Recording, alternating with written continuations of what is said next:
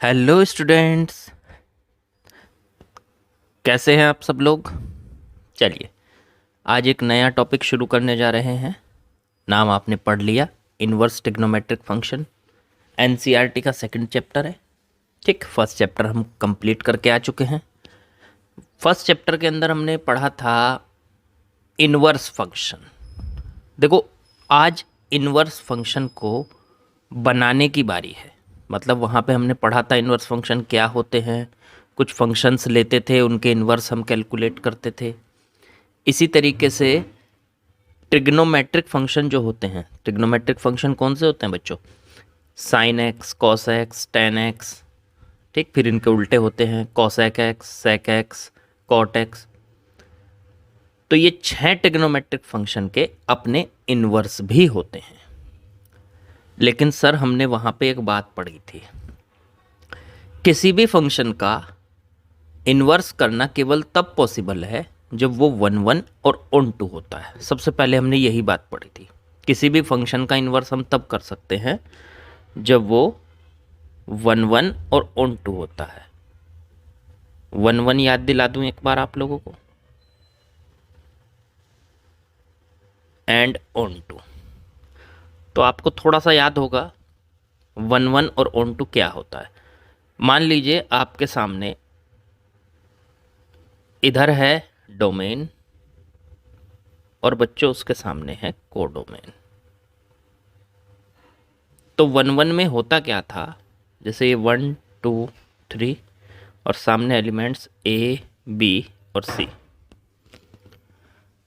1 1 की पहचान ये होती थी कि एक की इमेज ए की हो। जैसे 1 की इमेज ए है, 2 की इमेज बी है और 3 की इमेज सी है। तो इसे कहेंगे 1 1। 1 एलिमेंट की 1 इमेज। ऐसा ना हो कि 2 की एलिमेंट की इमेज एक हो जाए। पिछले चैप्टर में पढ़ा था ना, 2 की एक हो जाती थी तो क्या बन जाता था, मेनी 1। अच्छा, ऑन टू कैसा होता था? ऑन टू होता था कि कोडोमेन के अंदर कोई भी एलिमेंट खाली ना बचे जिसमें एरो ना लगा हो। तो ऐसा कोई एलिमेंट खाली ना बचे जिसमें अगर यहाँ बेटा यहाँ पे डी खाली बच जाता तो फिर ये ऑन टू ना होता, ये इन टू हो जाता। तो ये सब हम पिछले चैप्टर में पढ़ के आए। तो इसका मतलब ये फंक्शन 1 1 भी है और ऑन टू भी है। देखो, जो फंक्शन 1 1 भी होगा और ऑन टू भी होगा उसे ही का इन्वर्स कर सकते हैं। अब मान लो ये डोमेन था, ये कोडोमेन था। डोमेन को ए बोलो, कोडोमेन को बी बोलो। ठीक है, कोडोमेन और रेंज बराबर हो जाते हैं in case of onto. देखो, जब कोई भी एलिमेंट खाली नहीं बचता कोडोमेन के अंदर तो उस केस में कोडोमेन और रेंज आपस में बराबर हो जाते हैं। तो कोडोमेन को यहाँ पे हम रेंज भी कह सकते हैं। चलो ठीक है सर। अब यहाँ से डोमेन को ए बोलो, कोडोमेन को बी बोलो या रेंज को बी बोलो। तो ए से बी पे ये फंक्शन है, मान लीजिए एफ। अब ये 1 1 भी है और ऑन टू भी है, तो इसका हम इन्वर्स कर सकते हैं। पिछले चैप्टर में हमने पढ़ा इन्वर्स कर सकते हैं। इन्वर्स में क्या करते थे, याद करो सर। इन्वर्स में हम करते थे डोमेन को रेंज बना दो या कोडोमेन बना दो और कोडोमेन को डोमेन बना दो। मतलब ये सेट पहले आ जाएगा बी और ये सेट बाद में आ जाएगा ए। तो एफ जो फंक्शन था एफ, वो तो ए से बी पर मैप हो रहा था। ए से बी पर जो पहला फंक्शन था एफ, उसके लिए डोमेन ए था और रेंज आपकी बी थी या कोडोमेन आपका बी था। अब इसका उल्टा कर दो तो ये बी पहले आ जाएगा। इन्वर्स में क्या करना होता है, रेंज को डोमेन बना दो और डोमेन को रेंज बना दो। तो डोमेन इधर आ जाएगा। अब जब वो रेंज बन चुका है इस फंक्शन के लिए, एक नया फंक्शन बन जाएगा, इसका उल्टा फंक्शन कहेंगे जिसको। ठीक है ना, जो बी से ए पे मैप होगा, बी से ए पे मैप होगा और उसको एफ इनवर्स बोलेंगे हम। एफ इनवर्स जो बी से ए पर मैप होगा, बी से ए पर ये एफ इनवर्स हो गया। ठीक है, अब उल्टा हो जाएगा ए बी सी और 1 2 3, ए की इमेज 1, बी की 2 और सी की 3। देखो उल्टा हो गया। इसका मतलब ये हुआ कि इनवर्स फंक्शन क्या होता है हमारा, किसी भी फंक्शन का रिवर्स होता है। अब रिवर्स से क्या मतलब है, जैसे किसी फंक्शन की 1 की इमेज ए है तो उसमें उल्टा हो जाता है, उसमें ए की इमेज 1 होती है। तो इसमें जैसे एफ, अगर मैं यहाँ पे एक्स की जगह 1 रखूँ, एक्स की जगह 1 रखूँ तो F1 की जो इमेज आएगी, मतलब F1 की जो वैल्यू आएगी वो A आएगी। ठीक है, इसके अंदर अगर मैं F2 रखूँ, F2 तो उसकी इमेज आएगी B। ऐसे ही F3 रखूँ तो उसकी इमेज आएगी C। इसमें उल्टा हो जाएगा, इसमें F इनवर्स इस बार A रख के 1 मिलेगा, उसमें क्या रखा था 1 रख के A मिल रहा था, x की जगह 1 रख के A मिल रहा था तो 1 की इमेज A थी। ऐसे ही x की जगह 2 रख के B मिल रहा था, ऐसे ही x की जगह 3 रख के C मिल रहा था। इसमें उल्टा हो जाएगा, इसमें A रखेंगे तो 1 मिलेगा। तो F inverse A, function change हो चुका है, फंक्शन इसका इनवर्स बन चुका है, F इनवर्स उल्टा हो चुका है तो इस ये 1 मिलेगा। और F इनवर्स B आपको 2 मिलेगा और F इनवर्स C आपको बच्चों 3 मिलेगा। ये इनवर्स फंक्शन की कहानी थी। लेकिन इनवर्स की यही कंडीशन आपको ध्यान रखनी है कि इनवर्स केवल उसी फंक्शन का किया जा सकता है जो 1 1 एंड ऑन 2 है। अब यहाँ पे इनवर्स के 1-2 पॉइंट और थे, वो भी मैं आपको याद दिला दूं। इनवर्स में हमने पढ़ने से पहले एक चीज़ और याद की थी, कंपोजिशन ऑफ फंक्शन। हमने पढ़ा था ना कंपोजिशन, तो वो कंपोजिशन याद करो क्या होता था। कंपोजिशन, तो कंपोजिशन क्या होता था, कंपोजिशन होता था बेटा कि मान लीजिए एक आपके पास, मैं बस थोड़ा सा कंपोजिशन याद दिला रहा हूँ, फिर उस क्योंकि मुझे एक इनवर्स की प्रॉपर्टी लिखनी है उस कंपोजिशन के बेसिस पर ही। मान लो ये आपके पास 2 फंक्शन है, ये ए सेट, ये बी सेट, ये सी सेट। ए से बी पे फंक्शन है एफ, बी से सी पे फंक्शन है जी। 2 फंक्शन को एक साथ लिख रहा हूं। तो अगर मैं डायरेक्ट ए से सी पे एक ऐसा फंक्शन बनाऊं जो सीधे ए से सी पे मैप कर रहा हूं तो वो हो जाएगा जी ओ एफ। ये मैंने वहां पे बताया था आपको कि जी ओ एफ कैसे हो रहा है। जो बाद में आ रहा है वो इसमें पहले आएगा और जो पहले आ रहा है वो बाद में जाएगा। तो एक ऐसा फंक्शन एफ, तो एक ऐसा फंक्शन है जो ए से बी पर मैप है। जैसे मान लीजिए 1 2, यहाँ है ए बी और यहाँ है सी डी। तो 1 की इमेज बी, 2 की इमेज ए और फिर ए की इमेज सी और बी की इमेज डी। तो कंपोजिशन में हमें ध्यान रखना है, पहले तो एफ को, फंक्शन को देखो, इसे भूल जाओ, इसे छोड़ो, पहले एफ को देखो ए से बी पे क्या है। तो एफ की 1 की इमेज क्या है, F1 की वैल्यू क्या है B। फिर ऐसे ही F2 की वैल्यू क्या है सर A। ठीक बात। ऐसे G को देखो, G को इस बार इसे A को हटा के B से C पे G को देखो तो G A की वैल्यू क्या है, G A की C। और फिर G B की वैल्यू क्या है बच्चों, वो है D। G B की वैल्यू हो गई D। तो डायरेक्ट A से C पे, डायरेक्ट ए से सी पे तो ये स्किप हो जाएगा। तो डायरेक्ट ए से सी पे इसका मतलब ये 2 बचेंगे, ये 2 बच गए, ये 1, ये 2, ये सी और ये डी। तो डायरेक्ट ए से सी पे ये जो फंक्शन है वो जी ओ एफ है। अब सोचो जरा, 1 की इमेज पहले हम बी पे गए और बी से डी पे गए तो 1 की इमेज डी आनी चाहिए। हाँ, 1 की देखो, यहाँ से बी पे गए और बी से डी पे गए तो 1 से डी तक जाने का रास्ता मिल रहा है हमको। 1 से चले बी पे गए और बी से डी पे गए, ठीक है ना। अब बीच में से इसको हटा देंगे, फिर वो डायरेक्ट पहुंच जाएगा 1 से डी पे। ऐसे 2 से गए तो 2 से पहले ए पे गए, ए से सी पे गए तो 2 से सीधे सी पहुंच गए। तो ये एक नया फंक्शन बन के आ गया जिसको कहते थे 2 फंक्शन का कंपोजिशन। कंपोजिशन का मतलब होता है दो फंक्शन को जोड़ के एक फंक्शन नया बनाया है। जोड़ने का मतलब प्लस करना नहीं, जोड़ने का मतलब है उनको कंपोज करके बनाया, ठीक है ना। तो कंपोज करके एक नया फंक्शन बनाया। चलो ठीक है, अब ज़रा देखो, इसका मतलब जी ओ एफ वन की वैल्यू डी होगी, वन की इमेज डी है ना, तो जी ऑफ एफ वन की इमेज डी, ठीक है।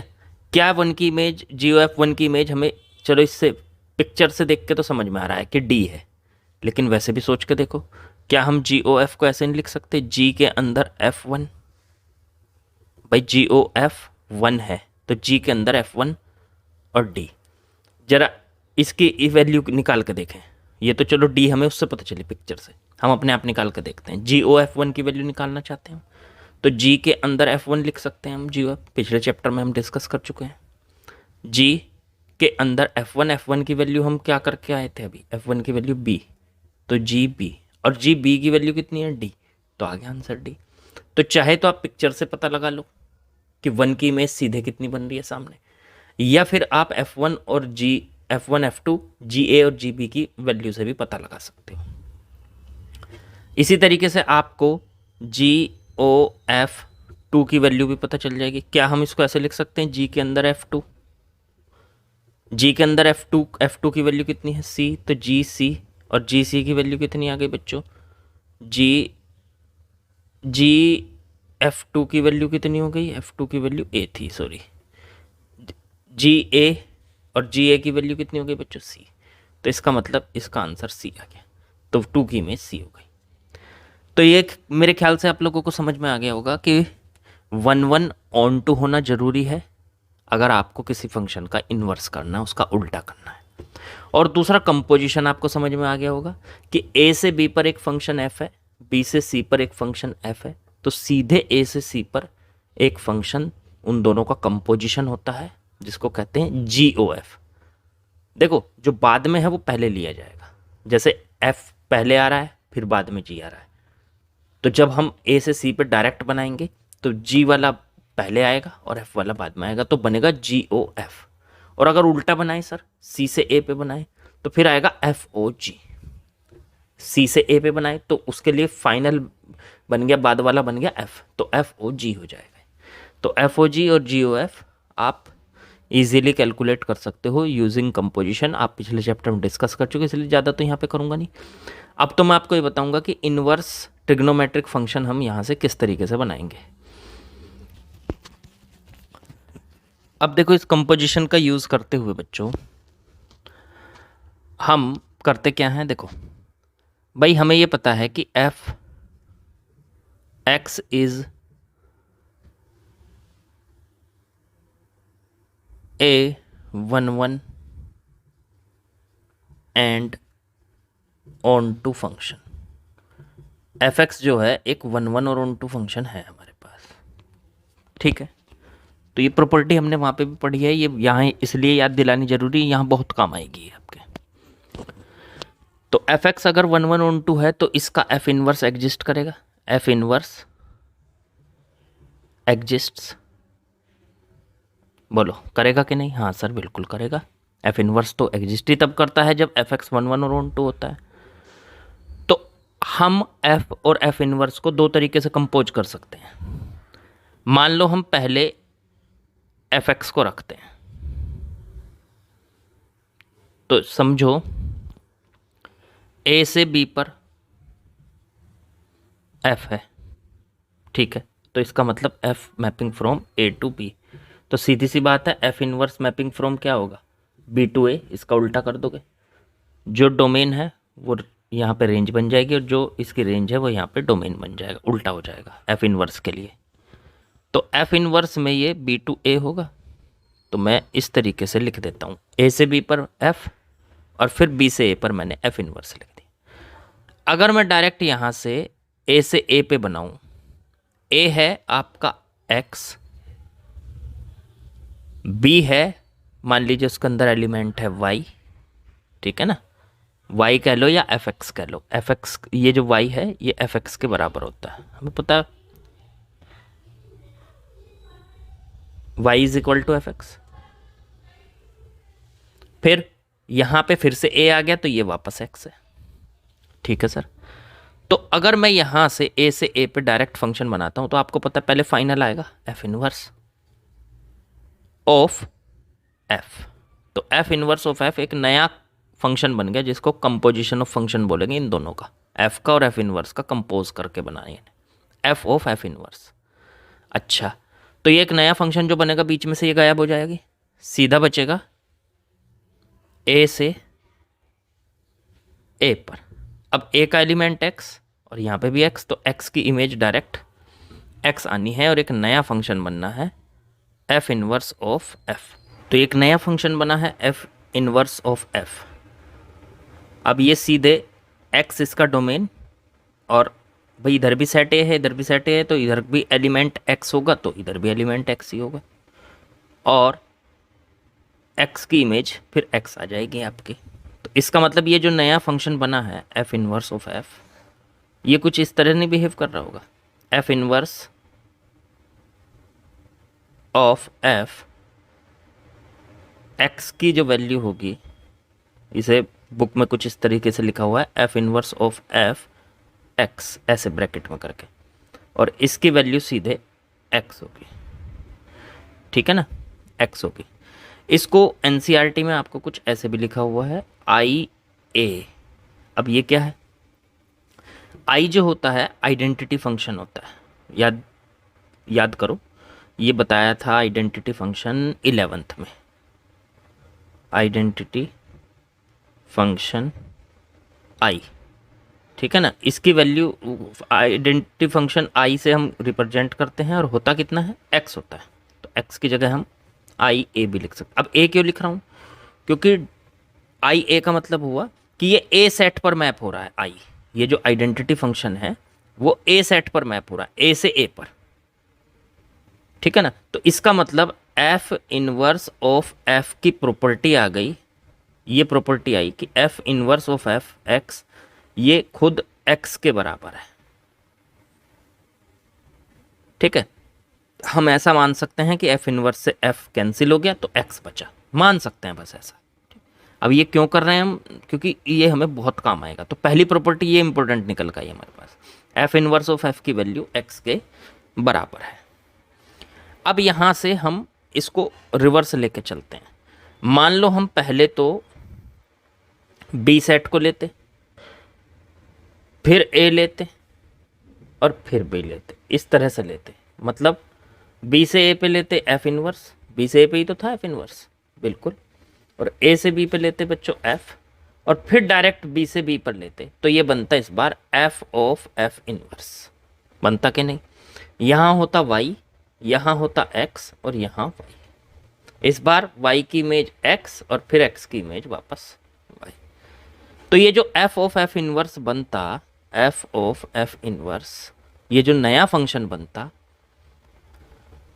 ये कुछ इस तरह से बनता। डायरेक्ट इसमें से बीच में से इसे निकाल दो, इसका मतलब बी से बी पर एक नया फंक्शन बन गया एफ ऑफ एफ इनवर्स, जिसकी वाई की इमेज वाई बन रही है। तो इसका मतलब तो ये हुआ ना कि f of f inverse y की वैल्यू वाई है, बिल्कुल।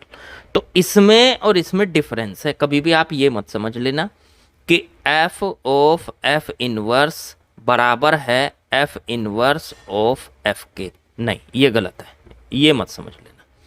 अगर एफ पहले लिखा हुआ है एफ इनवर्स बाद में लिखा हुआ है तो ये वाला फंक्शन बन रहा है जो बी से बी पे मैप हो रहा है। ठीक है ना, और अगर एफ इनवर्स ऑफ एफ लिखा हुआ है तो ये वाला फंक्शन बन रहा है जो ए से ए पर मैप हो रहा है। ठीक है, तो इसका मतलब ये तो I A F inverse of F X, ये तो आई ए के बराबर है तो एक्स के बराबर। इसी तरीके से ये वाई के बराबर है, लेकिन ये आई वाई के बराबर है क्योंकि बी से बी पे मैप हो रहा है। आई तो आपको पता है ना, जो आई का मतलब होता है हमने जो वो डाली आपके पास एलिमेंट, वही उसकी इमेज आ जाए। तो ऐसा तो तभी होता है जब हमारा फंक्शन होता है जैसे f x is equal to x, या एफ वाई होगा तो f y is equal to y, ये हमारे फंक्शन होते हैं। हम एक्स भी डालेंगे 3 तो हमारा रिजल्ट भी 3 निकल के आएगा। हम वाई डालेंगे मान लो 5 तो हमारा रिजल्ट भी 5 निकल के आएगा। तो वाई 5 की इमेज 5, 2 की इमेज 2, 3 की इमेज 3, उन्हें कहते थे आइडेंटिटी फंक्शन। ये सब हमने 11th में पढ़े हैं। तो इसका मतलब ये दोनों कंडीशन अलग अलग है। एफ इनवर्स ऑफ एफ की वैल्यू एक्स होगी, ठीक है, वो ए से ए पर मैपिंग हो रही होगी, और एफ ऑफ एफ इनवर्स की value, F of f inverse की वैल्यू वो वाई होगी, और वो बी से बी पर मैपिंग हो रही होगी, ठीक है ना। तो ये फर्क होता है, हम कभी भी इनको एक नहीं मान सकते, ये हमें ध्यान रखना है। अब यहाँ पे हम इसकी बात क्यों कर रहे हैं, क्योंकि जैसे आएगा पहले साइन के अंदर साइन इनवर्स आएगा तो ये वाली कंडीशन इस तरीके की होगी, या साइन इनवर्स बाहर आके अंदर साइन एक्स आएगा तो ये वाली कंडीशन वहाँ पे होगी। तो वहाँ पे आंसर तो आइडेंटिटी फंक्शन ही आना है दोनों केस में, आइडेंटिटी, लेकिन वो आइडेंटिटी फंक्शन कभी ए से ए पर मैप होगा तो कभी बी से बी पर मैप होगा, मतलब अलग अलग सेट्स पर मैप होना वो पॉसिबल है, ठीक है। तो इसलिए वहाँ पे दोनों बातें अलग अलग होगी। मैं वहाँ पे जैसे लिखूंगा कि साइन इनवर्स साइन एक्स बराबर नहीं होगा साइन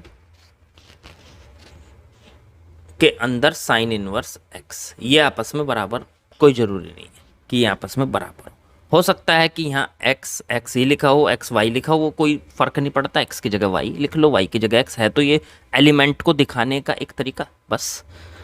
तो ये आपस में बराबर नहीं होंगे, ये बताना मैं चाह रहा हूँ आपको। बिल्कुल डिटेल में पढ़ रहे हैं हम सारी चीज़ें, इसलिए हमें टाइम लगेगा थोड़ा सा, तो डिटेल में पढ़ेंगे तो कन्फ्यूज़न भी तो सारे क्लियर होंगे, कन्फ्यूज़न कोई नहीं रहेगा। चलो हटाता हूँ इसको।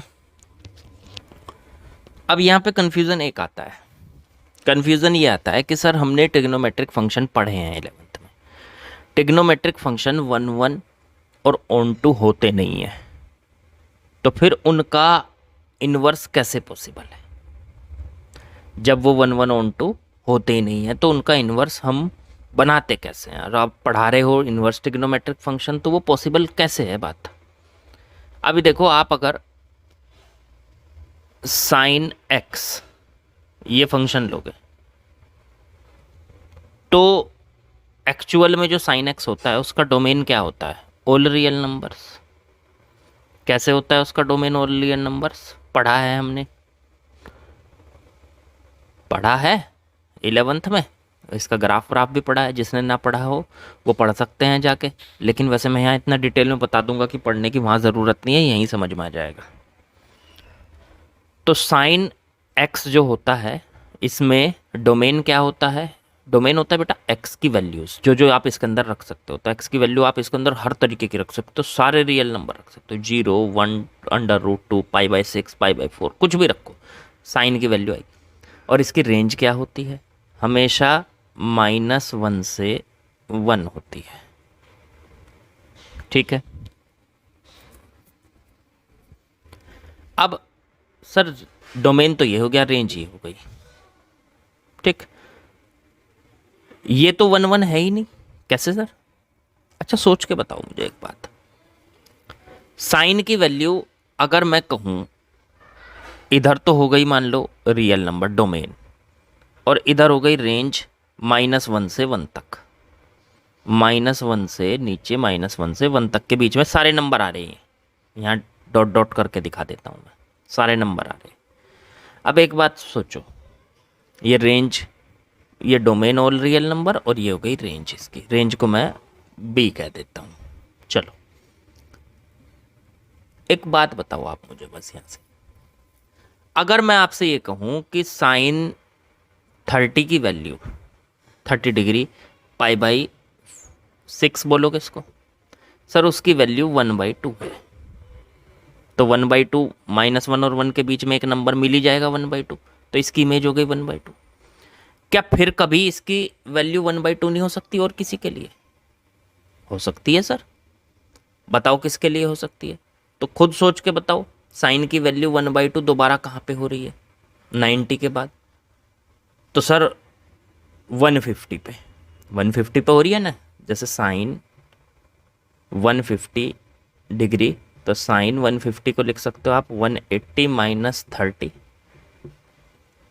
180 माइनस थीटा भी लिख सकते हो इसको। तो 180 - 30 क्या होता है, साइन 30 होता है, क्योंकि ये सेकंड क्वाड्रेंट में ये प्लस रहेगा, और 180 पे साइन चेंज नहीं होगा, तो ये भी 1/2 ही आ जाएगा। ठीक है, 150 को ये डिग्री में है, चाहो तो इसको रेडियन में बना लो, π/180 से मल्टीप्लाई करके। 0 से 0 कट गया, 3 से डिवाइड करेंगे तो ये बन गया आपका 5π/6। सोचो, तो इसका मतलब 5π/6 की वैल्यू भी 1/2 ही हो गई भाई। π/6 की वैल्यू 1/2, 5π/6 की वैल्यू 1/2, इसी तरीके से और भी आएंगे और पीछे भी ऐसे एंगल होंगे, मतलब π/6 से छोटे भी ऐसे एंगल होंगे और 5π/6 से आगे भी ऐसे एंगल होंगे जिन पे वैल्यू इसकी 1/2 बनेगी। अब बहुत सारों की एक इमेज हो जाती है तो इसे कहते हैं मैनी टू वन। जब बहुत सारे एलिमेंट्स की एक इमेज हो जाती है, एक से ज़्यादा एलिमेंट्स की एक इमेज हो जाती है, तो उसे कहते हैं मैनी वन। अब ये तो मैनी वन है सर, 1/1 है ही नहीं, एक की एक इमेज होती है उसे ही तो 1/1 कहते हैं। तो इसका इन्वर्स कैसे पॉसिबल है? अब इसका इन्वर्स कैसे पॉसिबल है, इसमें थोड़ा सा आपको स्मार्टनेस दिखानी पड़ेगी। तो मैथमेटिशियंस ने स्मार्टनेस दिखाई। उन्होंने क्या किया कि भाई देखो, अगर हम साइन को कंप्लीट ले रहे, पूरा साइन का पूरा ग्राफ ले रहे, या कहो साइन का पूरा फंक्शन ले रहे ऑल रियल नंबर्स पे, तो भैया ये 1/1 है नहीं, फिर तो ये मैनी वन है। लेकिन अगर हम दिमाग लगाएं और हम इसको रिस्ट्रिक्ट कर दें, मतलब इसको काट पीट के छोटा कर दें, सिर्फ उतना पोर्शन लें जितने में ये 1/1 है। ठीक है, अब देखो मैं आपको दिखाता हूं इसका ग्राफ। इसका ग्राफ समझ लोगे तो बात समझ में आ जाएगी। साइन 0 की वैल्यू 0 होती है, साइन π/2 की वैल्यू 1 होती है, तो यहाँ से गया, ये आ गया मान लो π/2, और ये हो गया 1, ऊपर गया, यहाँ कह लो यहाँ। और साइन 180 की वैल्यू, पाई की वैल्यू फिर 0 होती है, तो ग्राफ ऐसे चला, ऐसे आया। फिर साइन 3π/2 की वैल्यू -1 होती है, तो ग्राफ ऐसे गया और ऐसे आया, 3π/2 की वैल्यू -1।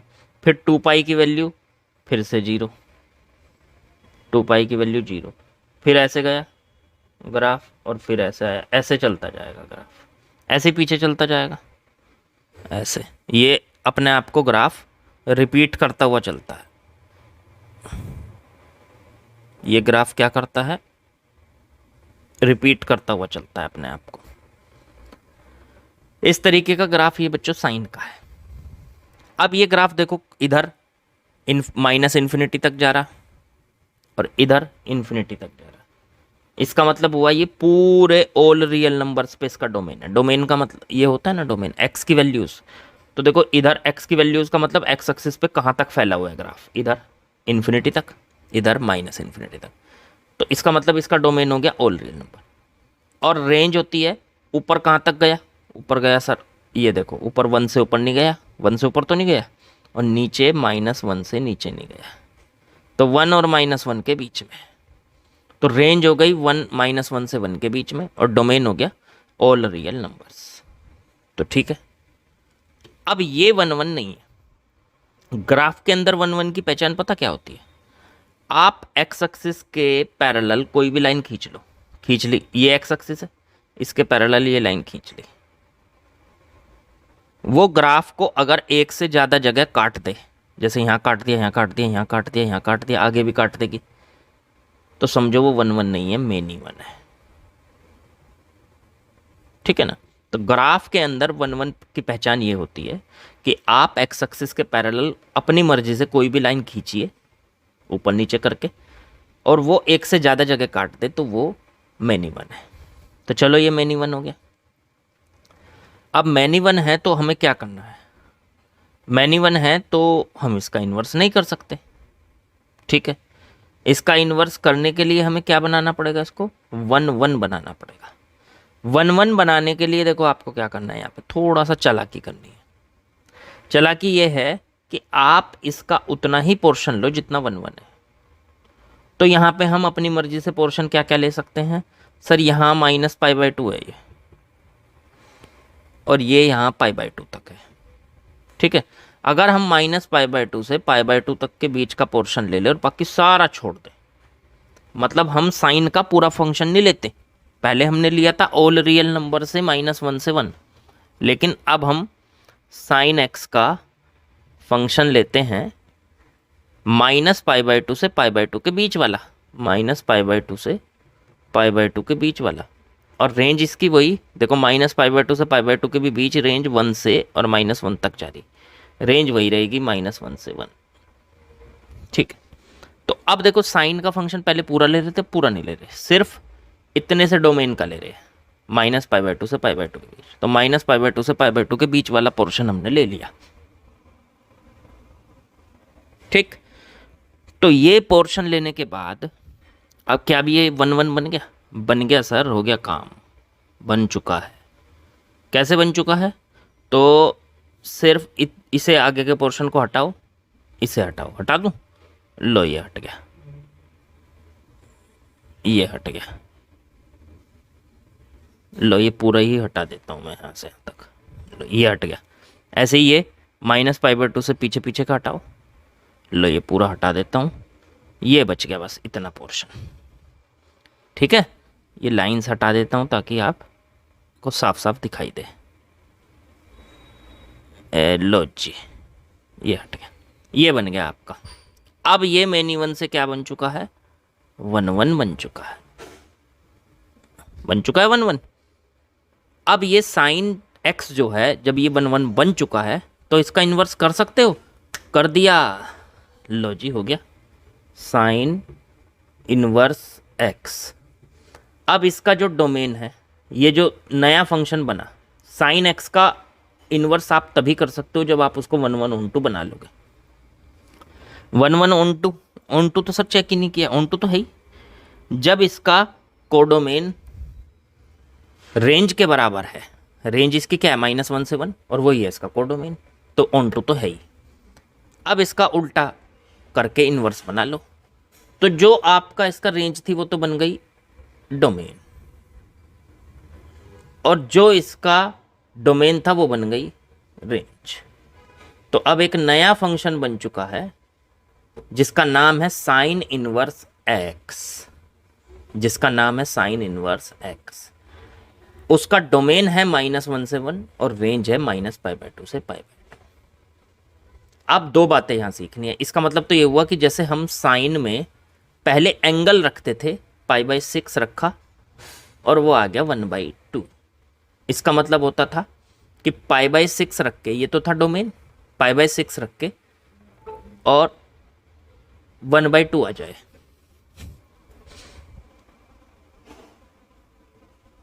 π/6 रख के 1/2 आ जाए, तो इसका मतलब होता था कि π/6 की इमेज 1/2 है। अब ये जो फंक्शन है उल्टा बनाया है जो आपने, साइन इनवर्स, इसमें वैल्यू रखोगे और एंगल आ जाएगा। उसमें हम एंगल रख के वैल्यू निकाल रहे थे, साइन के अंदर एंगल रख के वैल्यू निकाल रहे थे, वो था साइन का सीधा फंक्शन साइन एक्स। ये उल्टा फंक्शन होता है तो इसमें उल्टा हो जाएगा, वैल्यू रखेंगे और एंगल आ जाएगा, वैल्यू रखेंगे और एंगल आपका आ जाएगा। ये हो गया इसका उल्टा फंक्शन साइन इनवर्स एक्स। अब इसका ग्राफ भी इससे चेंज हो जाएगा। ये फिलहाल किसका ग्राफ है? साइन एक्स का, और इस वाले साइन एक्स का जो कहाँ से कहाँ के बीच है, -π/2 से π/2 के बीच, और बना हुआ है -π/2 से देखो π/2 के बीच बना हुआ है, और रेंज जा रही है 1 से -1 या -1 से 1 कह लो। अब इसका ग्राफ बनाने के लिए आपको पता है, मैंने पिछले चैप्टर में बताया था, y = x लाइन की मिरर इमेज बनती है। उसको मिरर मान लो y = x लाइन को, और उसके अंदर मिरर इमेज बन जाएगी। तो इसका मतलब इसका ग्राफ जो बनेगा, देखो y = x लाइन हो गई है, ये हो गई y = x लाइन, और इसकी मिरर इमेज, तो इसकी मिरर इमेज कैसे बनेगी? जो ये पॉइंट है ये यहाँ आ जाएगा सामने, और ये ऐसे जा रहा है तो ये ऐसे आएगा, ऐसे। जो ये पॉइंट है ये यहाँ सामने आ जाएगा और ऐसे से ऐसे आ जाएगा, ऐसे आ जाएगा आपको। ठीक है, ये था साइन एक्स और ये बन गया, ये था साइन एक्स और ये बन गया आपका साइन इनवर्स एक्स। यहाँ बना दो अलग से, ये बन गया साइन इनवर्स एक्स। देखो, डोमेन डोमेन तो था -1 से 1 तक, देखो यहाँ 1 तक गया। अब एक्स एक्सिस पे इसका डोमेन आ गया -1 से 1, और रेंज इसकी रेंज आ गई -π/2 से π/2। तो नीचे हो गया ये आपका -π/2 और ऊपर चला गया ये π/2 तक। ये वाई एक्सिस, ये बच्चों एक्स एक्सिस। ये साइन इनवर्स एक्स का ग्राफ है, साइन इनवर्स एक्स का। सर क्या हमें यही ब्रांच लेनी जरूरी थी -π/2 से π/2? जैसे हम साइन का ये ग्राफ था, साइन का ये ग्राफ था, तो सर हमने ये वाली ब्रांच ली, ये वाली यहाँ से लेके और यहाँ तक के बीच की ये वाली। ये भी तो ले सकते थे, ये भी तो 1 1 और ऑन 2 है, ये वाली ब्रांच, ये वाली ब्रांच भी तो ले सकते थे सर हम, ये वाली यहाँ से और यहाँ तक की। हाँ बिल्कुल ले सकते थे, उससे भी साइन इनवर्स बन जाएगा। लेकिन ये ब्रांच हमने ली है जो, इस ब्रांच को कहते हैं बच्चों प्रिंसिपल ब्रांच। इसको क्या कहते हैं? Principal branch. मतलब इसको ही स्टैंडर्ड माना जाता है साइन इनवर्स एक्स में। कहीं पे साइन इनवर्स एक्स लिखा हुआ होगा तो वो प्रिंसिपल ब्रांच के बारे में बात हो रही है। यूँ तो हम आगे की ब्रांच लेके भी एक नया फंक्शन बना सकते, साइन इनवर्स एक्स बना सकते थे। उसमें क्या होता, उसकी जो यहाँ पे ये डोमेन हम ले रहे हैं, ये -π/2 से π/2 ले रहे हैं, वो लेते π/2 से 3π/2, तो उसकी रेंज भी बदलती ना। जैसे यहाँ से π/2 से 3π/2 लेते, तो ये जो डोमेन है वो रेंज बन जाता। तो साइन इनवर्स एक्स की रेंज बन जाती -π/2 से, π/2 से 3π/2 बन जाती। ठीक है कि नहीं? और वो ब्रांच, उसका ग्राफ आता है यहाँ, इससे आगे आता है ऐसे। तो वो भी साइन इनवर्स एक्स की ब्रांच होती। लेकिन मैं आपको बता दूं, हम बात करते हैं प्रिंसिपल ब्रांच के बारे में। तो आगे के फंक्शन नहीं बनाते हैं, मतलब ये वाला यहाँ से यहाँ तक के बीच वाला फंक्शन नहीं बनाएंगे, π/2 से लेके 3π/2 के बीच वाले को नहीं बनाएंगे। ठीक है ना? क्योंकि हम बात करते हैं प्रिंसिपल ब्रांच की, और इसी के बारे में बात होती रहेगी। आपसे जहाँ पे भी साइन इनवर्स एक्स देगा, एनसीईआरटी में देगा या कंपटीशन में देगा, कहीं पे भी कुछ भी दे, बात वो प्रिंसिपल ब्रांच की कर रहा है। अगर प्रिंसिपल ब्रांच की बात नहीं कर रहा 1%, तो वो बताएगा कि नहीं मैं इसकी बात नहीं कर रहा हूँ, साइन इनवर्स एक्स को बनाना है लेकिन इस डोमेन के अंदर बनाना है या इस रेंज के अंदर बनाना है, वो बताएगा। और मैं आपको बता दूं 99.9% प्रिंसिपल ब्रांच की ही बात होगी। इसलिए मैंने आपको आगे का बताया ही नहीं कि आगे का हम बना सकते हैं, मतलब बस इतना बता दिया मैंने आपको कि हम बना सकते हैं π/2 से लेके 3π/2 के बीच की ब्रांच लेके हम उसका भी इन्वर्स कर सकते हैं, फिर उससे आगे वाली को भी कर सकते हैं। इतने 3π/2 से लेके 5π/2 तक की ये वाली ब्रांच का भी हम कर सकते हैं इन्वर्स। तो कर तो पूरे कर सकते हैं, अलग अलग तोड़ के 1 1 ऑन 2 बना के अलग अलग ब्रांच तोड़ के हम सारे का इन्वर्स कर सकते हैं। उनमें से जिसका चाहो उसका यूज़ कर लो।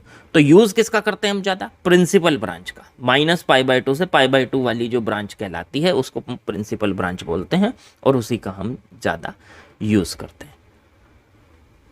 ठीक हो गई बात बच्चों? ये होता है आपका इन्वर्स का, आपका साइन इन्वर्स एक्स पहला फंक्शन हमने बना लिया। ये साइन इनवर्स एक्स हमने पहला फंक्शन बना लिया। इसी तरीके से कॉस इनवर्स एक्स को बनाएंगे, उसका भी ग्राफ निकालेंगे। ठीक, इसका ग्राफ ये हो गया, ये बस आपको ध्यान रखना है साइन इनवर्स एक्स का ग्राफ क्या होता है। बोलो समझ में आई होगी बात कि नहीं? चलो इसको नोट कर लो, बाकी हटाता हूँ इसको फिर। चलिए इसी तरीके से बच्चों हम बनाते हैं दूसरा inverse trigonometric function, that is cos inverse x. अगर कॉस इनवर्स एक्स बनाना है तो पहले कॉस एक्स को याद करो क्या था। तो सर कॉस एक्स एक फंक्शन होता था जिसका डोमेन होता था ऑल रियल नंबर्स और रेंज होती थी वही -1 से 1। लेकिन ये 1 1 नहीं होता था, 1 1 बनाओ तो कॉस का ग्राफ याद करो, ये होता था कॉस का ग्राफ। 0 पे वैल्यू 1 होती थी, π/2 पे 0 होती थी, -π/2 पे 0। तो इस तरीके से ये एक ब्रांच बन गई, मतलब ये एक सेगमेंट बन गया। फिर आगे बढ़ते जाओ बस इसे लेके ऐसे, ये कॉस का ग्राफ होता था। ठीक, ऐसे पीछे इधर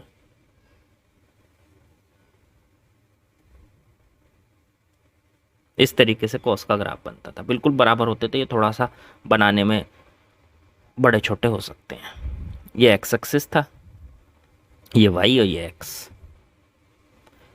अब ये कॉस का ग्राफ है सर, ये तो 1 1 है नहीं। लाइन अगर मैं खींचूँ एक्स एक्सिस के पैरेलल तो ये तो नहीं काम कर रही है, तो कई जगह काट रही है, यहाँ काट रही है, यहाँ काट रही है। वो तो मैंने बताया ही कि कई जगह काटेगी, इसका मतलब ये 1 1 नहीं है।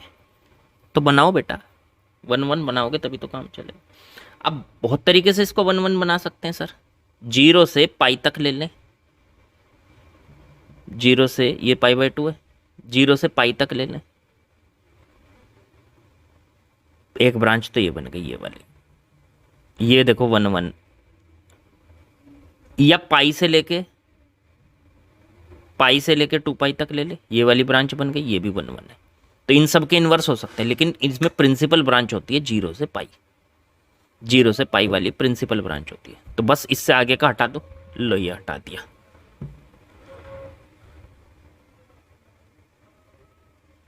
और 0 से पीछे पीछे का हटा दो, लो जी ये भी हटा दिया। ये बन गई आपकी प्रिंसिपल ब्रांच। तो ये अब जो ये नया ग्राफ है तो ये कॉस का ही, लेकिन पिछले वाले कॉस के ग्राफ में जो था ऑल रियल नंबर पे बन रहा था, मतलब पूरे में फैला हुआ था। अब ये सिर्फ 0 से पाई के बीच में बन रहा है। तो ये कॉस का ग्राफ बना है इस बार, कॉस एक्स का ग्राफ, जिसका डोमेन है 0 से पाई, मतलब 0 और पाई के बीच में बनाया सिर्फ हमने इसको। और रेंज ऊपर गई 1 तक और नीचे गई बच्चों -1 तक ग्राफ। तो रेंज वही है -1 से 1। तो अब देखो ये 1 1 भी है और 1 2 भी है। ऐसे लाइंस काट के देखो, एक लाइन एक ही बार काटेगी, एक लाइन अगर एक ही बार काटेगी, एक बार, एक लाइन एक बार, एक लाइन एक बार। एक्स एक्सिस के पैरेलल कोई भी लाइन खींचो, अगर वो एक ही बार काटती है तो 1 1 है। तो अब 1 1 है ये ग्राफ। थोड़ा सा साफ करके बना लूँ इसको, तो चलो यहाँ को बना लेता हूँ, क्योंकि इसका मुझे कॉस इनवर्स एक्स का भी ग्राफ बनाना है। तो ये बन गया, ये बन गया जी आपका पाई तक 0 से। ये बन चुका है कॉस एक्स का ग्राफ, कॉस एक्स का ग्राफ। अब मैंने बताया था कि इसकी मिरर इमेज खींच लो y = x लाइन के अंदर। ये बन गई y = x लाइन। तो इसकी मिरर इमेज हो गई,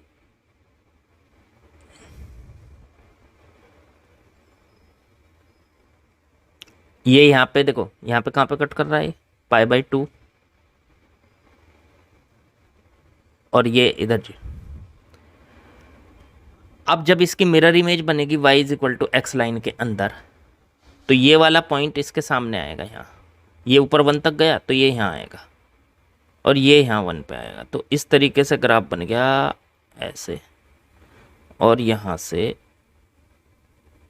ऐसे। देखो इसकी मिरर इमेज बन गई ऐसे, ऐसे पलटा तो इसको ऐसे। एक तरीका और भी है, आप चाहो तो y = x लाइन के अबाउट उसको 180 डिग्री 180 डिग्री ऐसे घुमा दिया करो, ऐसे घुमा दिया करो। y = x लाइन के अबाउट ऐसे रोटेट कर दो तो भी बन जाएगा। तो अप्रोक्स आइडिया लग गया आपको कि ये यहाँ से ये वाला पॉइंट सामने यहाँ चला गया, और ये वाला पॉइंट सामने यहाँ आ गया, ठीक है ना। इसका ये वाला पॉइंट यहाँ चला गया और ये पॉइंट यहाँ आ गया।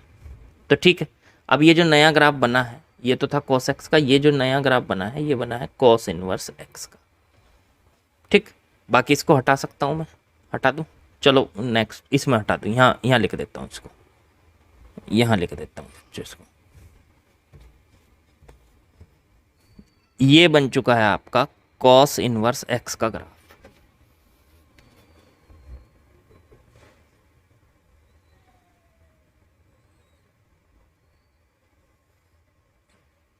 यहाँ से यहाँ लाइन आई और यहाँ से यहाँ गई, ऊपर जा रहा है पाई तक, 0 से स्टार्ट हो गए, आगे 1 तक और पीछे -1 तक।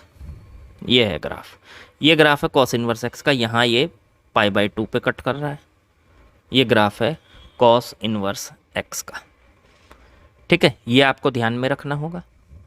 जो वैल्यूज़ आप कॉस इनवर्स एक्स जो हुआ, अब देखो हमने ये कॉस वाला ग्राफ किस किस के बीच में बनाया था, कॉस एक्स का ग्राफ था सर ये, जीरो से पाई इसका डोमेन लिया था, सिर्फ इतना ही पोर्शन लिया जीरो से पाई तक का, क्योंकि इसकी प्रिंसिपल वैल्यू जीरो से पाई वाला पोर्शन ही होता है। होती आगे भी, उनका भी इन्वर्स कर सकते हैं पर नहीं करते हम। और -1 से 1 हो गई इसकी रेंज। तो कॉस इन्वर्स एक्स जो होगा उसका जो डोमेन है वो तो रेंज बन जाएगा, और जो रेंज है वो डोमेन बन जाएगा। तो ये बन गया -1 से 1 तो इसका डोमेन, और 0 से पाई बच्चों इसका बन गया रेंज। ये कॉस इनवर्स एक्स हो गया। ठीक है, देख लो, -1 से 1 तो हो गया डोमेन। ये रहा ग्राफ में, देखो एक्स एक्सिस में कहाँ से कहाँ तक फैला हुआ ग्राफ है, -1 से 1, और वाई एक्सिस में 0 से पाई, तो रेंज हो गई 0 से पाई, 0 से पाई। ये बन गया बच्चों ग्राफ कॉस इनवर्स एक्स का।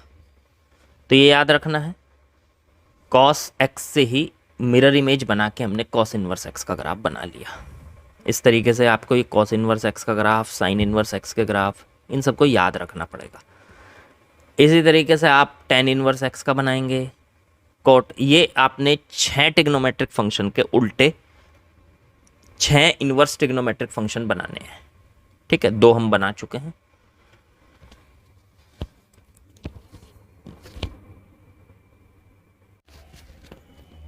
तो बच्चों कॉस इनवर्स एक्स का ग्राफ आपको समझ में आ गया, किस तरीके से हमने कॉस इनवर्स एक्स का ग्राफ बनाया है यहाँ पर।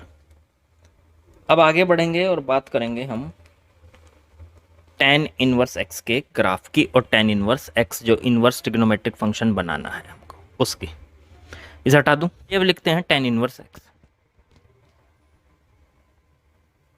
देखो टेन इनवर्स एक्स जो होता है उसका ग्राफ क्या होता था, उसका डोमेन और रेंज क्या होती थी, पहले आपको मैं याद दिला देता हूँ। थोड़ा सा बड़ा होता था इसका ग्राफ, इसलिए मैं थोड़ा इधर बनाता हूँ इसको। टेन 0 की वैल्यू 0 होती थी और π/2 पे इन्फिनिटी होती थी। तो इधर 0 से इन्फिनिटी तक टेंड्स करता था ये π/2 पे। ऐसे ही -π/2 पे ये -इन्फिनिटी की तरफ टेंड्स करेगा। फिर इससे आगे बढ़ते थे हम, फिर पाई पे देखते थे, पाई पे फिर 0 होती थी टेन की वैल्यू, फिर 3π/2 पे फिर ये इन्फिनिटी होती थी, और π/2 पे ये -इन्फिनिटी होती थी। अब आप सोचोगे सर π/2 पे इन्फिनिटी भी है और -इन्फिनिटी, बेसिकली π/2 पे तो ये वैलिड ही नहीं है ना फंक्शन। देखो π/2 पे ये इन्फिनिटी की तरफ जा रहा है, लेफ्ट साइड से देख रहे हो तो इन्फिनिटी की तरफ जा रहा है, राइट साइड से देख रहे हो तो -इन्फिनिटी की तरफ जा रहा है। इसका मतलब तो ये हुआ कि π/2 पे एग्जैक्ट ग्राफ तो है ही नहीं। देखो π/2 पे ग्राफ होता, जैसे मान लीजिए ये कोई फंक्शन है और ये है पॉइंट π/2, और ये ग्राफ ऐसे जा रहा है, तो π/2 पे ये वैल्यू होती। लेकिन यहाँ पे कहाँ ढूंढूं मैं, इन्फिनिटी पे मिलेगी या इधर नीचे -इन्फिनिटी पे मिलेगी? तो इन्फिनिटी और -इन्फिनिटी तो हमारे लिए इनवैलिड पॉइंट है ना। बेसिकली इनवैलिड नहीं, हम बोलेंगे उनको अनडिफाइंड, क्योंकि हम उनको डिफाइन नहीं कर सकते। वो इतना आगे है इधर या इतना नीचे है इधर कि हम उसको ये नहीं बता सकते कि वो कहाँ है, तो इसलिए हम उनको अनडिफाइंड पॉइंट बोल सकते हैं। तो π/2 पर इस फंक्शन की वैल्यू या टेन इनवर्स एक्स की वैल्यू, इसकी 10x की, ये 10x का ग्राफ बना रहे हैं। पहले 10x का बनाएंगे, फिर उससे टेन इनवर्स एक्स का बनाएंगे। तो π/2 पर 10 π/2 की वैल्यू होती है इन्फिनिटी, ठीक, -इन्फिनिटी भी होती है। तो वो अनडिफाइंड है हमारे लिए, हम उसको कैलकुलेट नहीं कर पा रहे हैं, इसलिए π/2 जो पॉइंट है वो इसके डोमेन में नहीं आता। भाई ये ग्राफ यहाँ से यहाँ तक फैला हुआ है, -इन्फिनिटी से इन्फिनिटी तक फैला हुआ है। जैसे ये पॉइंट है, इस पे इसकी वैल्यू है ये रही सामने, ये रही। इस पॉइंट पे ये वैल्यू हो रही है ये रही। ऐसे इस पॉइंट पे ये वैल्यू है ये रही यहाँ। ऐसे इस पॉइंट पे देखे तो ये वैल्यू है ये रही। ऐसे π/2 पे देखा कहाँ है, इन्फिनिटी पे नहीं। तो ऐसे पॉइंट जिन पे वो फंक्शन की वैल्यू इन्फिनिटी बन रही हो, उनको डोमेन में से हम बाहर कर देते थे। तो इसका डोमेन क्या आएगा, देखो π/2 को बाहर करो, फिर ऐसे ही ये 3π/2 को बाहर करो, ठीक है। फिर आगे आएगा 5π/2 को बाहर करो, पीछे जाएगा तो -π/2 को बाहर करो, ठीक है ना। तो इसका मतलब कौन से वैल्यूज बाहर हो गई, इसका डोमेन आ गया,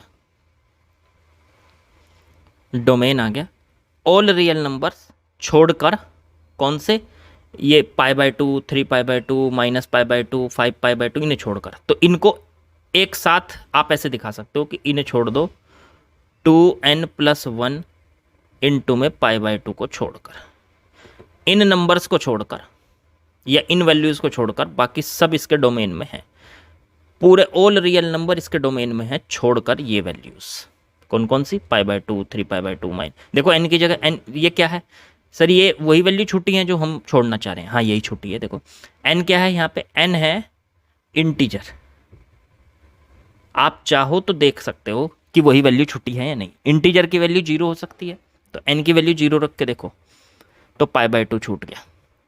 इंटीजर की वैल्यू 1 रख के देखो तो 1, यहाँ 1 रखा तो 1 × 2, 2 + 1 3, 3π/2 छूट गया।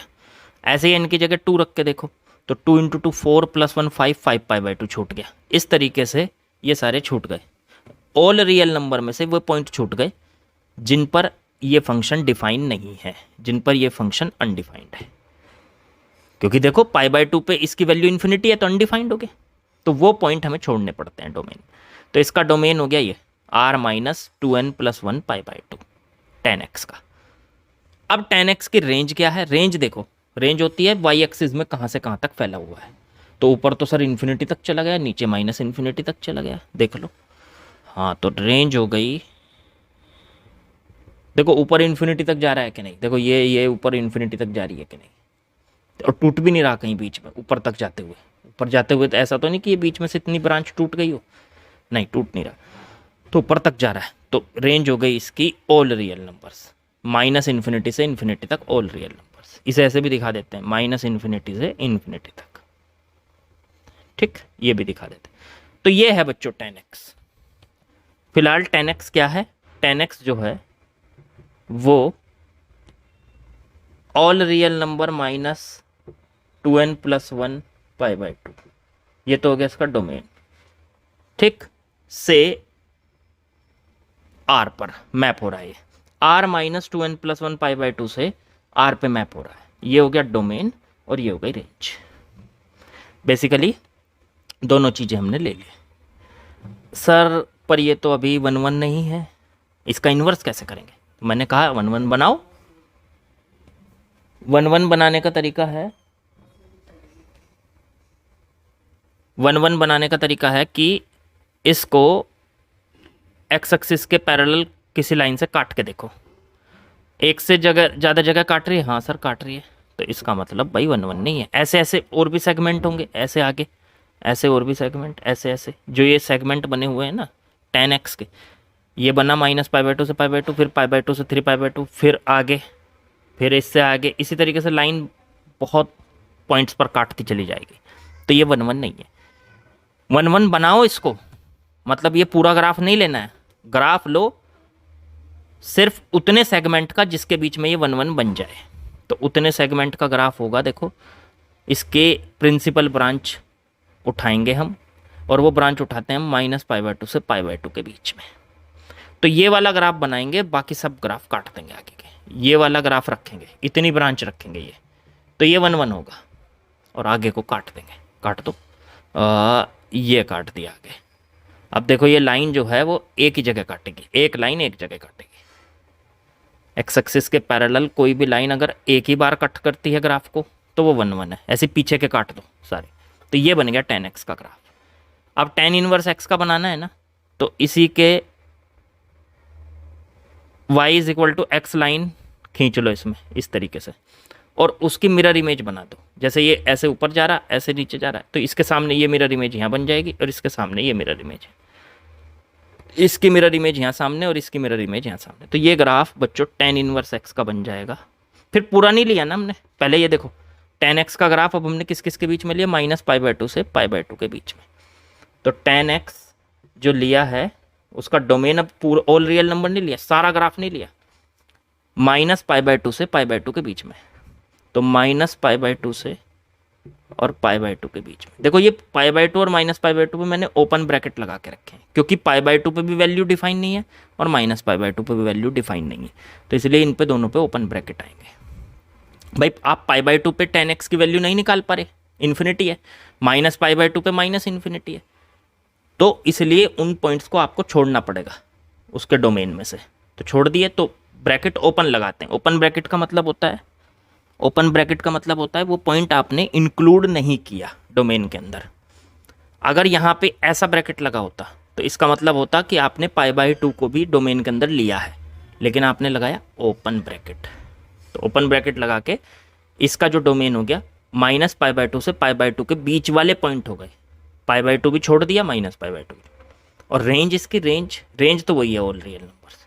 अब इसका इन्वर्स पॉसिबल है, क्योंकि अब ये देखो ये ग्राफ यहाँ से यहाँ 1 1 बन चुका है, 1 1 बन चुका है, क्योंकि अगर इसे आप किसी भी लाइन से काटोगे एक्स एक्सिस के पैरेलल तो एक लाइन एक ही बार कटेगी, एक लाइन एक ही बार कट करेगी।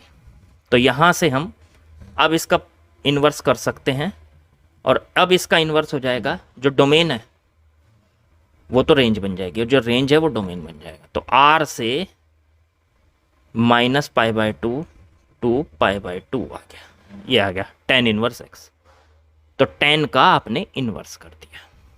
ठीक बच्चों, अब यहाँ से ये जो tan का आपने इन्वर्स किया है, tan का जो आपने इन्वर्स किया है, अब इसका ग्राफ भी बना लो। मैंने बताया कि ये लाइन खींचो, y is equal to x line खींच के उसके सामने उसकी मिरर इमेज, तो इसके सामने इसकी मिरर इमेज यहाँ सामने आ गई और ये यहाँ सामने आ गई। तो यहाँ पे मैं ग्राफ अलग से बना देता हूँ। ये ग्राफ कुछ इस तरह से बन जाता है, यहाँ ये बन गया बच्चों आपका tan इनवर्स x। ऊपर ये वाले पॉइंट है, जो x एक्सिस की वैल्यूज़ है वो तो y पे चली जाती है और y वाली x पे आ जाती है। तो x एक्सिस की वैल्यूज़ यहाँ पाई बाय टू पे थी ये लाइन, ये तो चली गई यहाँ, ये पाई बाय टू पे चली गई लाइन, और y एक्सिस की ये माइनस पाई बाय टू पे चली गई, और y एक्सिस की जो वैल्यूज़ हैं वो x एक्सिस पे आ गई। तो ये 0 है यहाँ, इधर x एक्सिस ये बन गया बच्चों tan इनवर्स x का ग्राफ।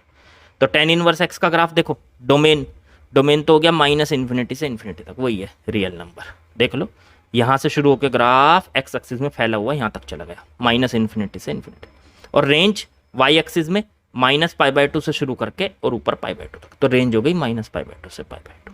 ये बन गया tan इनवर्स x का ग्राफ। इस तरीके से आपने tan इनवर्स x को भी डिफाइन कर लिया। किसी भी ट्रिग्नोमेट्रिक फंक्शन को पूरा ना बना के उतना हिस्सा बनाएंगे हम उसका जितने में वो 1 1 ऑन टू बन जाए, ताकि हम उसका इन्वर्स कर सकें। और उसमें भी हमें कुछ सेलेक्टेड ब्रांच को लेना पड़ता है। ब्रांच तो और भी थी, इससे आगे वाली ब्रांच को भी लेते उसका भी हम, वो भी 1 1 ऑन टू थी, उसका भी इन्वर्स कर सकते थे। लेकिन मैंने बताया कि सेलेक्टेड ब्रांच लोगे जो उसी को कहेंगे हम प्रिंसिपल वैल्यू, जो स्टैंडर्ड बुक्स में ली गई है कि इसको भाई प्रिंसिपल वैल्यू कहते हैं। तो वही मैं आपको डिस्कस कर रहा हूँ, बस बाकी ब्रांच को छोड़ रहा हूँ। तो ये प्रिंसिपल वैल्यू है, और ये जो माइनस पाई बाय टू से पाई बाय टू तक इसकी रेंज आई है, यही इसकी प्रिंसिपल वैल्यू कहलाती है। इनको प्रिंसिपल वैल्यू कहते हैं tan इनवर्स x की। ठीक हो गई बात? तो आपको समझ में आ गया होगा tan इनवर्स x का ग्राफ कैसे करना है। चलो नो, तो बच्चों ये अब हमने इनवर्स फंक्शन के 3 फंक्शन पढ़ लिए।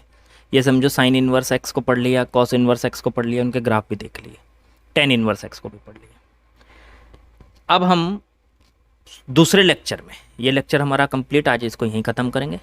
दूसरे लेक्चर में हम इसके 3 और वेरिएंट जो हैं, मतलब 3 और कैटेगरी इनके रिवर्स जो होते हैं, cosec inverse x, sec inverse x और कोट इनवर्स x को भी पढ़ेंगे, उनके ग्राफ भी देखेंगे। ठीक, और उनकी जो हमारी प्रिंसिपल ब्रांच होती है उसके बारे में भी पता लग जाएगा हमें। चलिए बाकी नेक्स्ट लेक्चर में करेंगे। ये यहाँ तक आई होप सब कुछ समझ में आपको आ गया होगा। चलिए।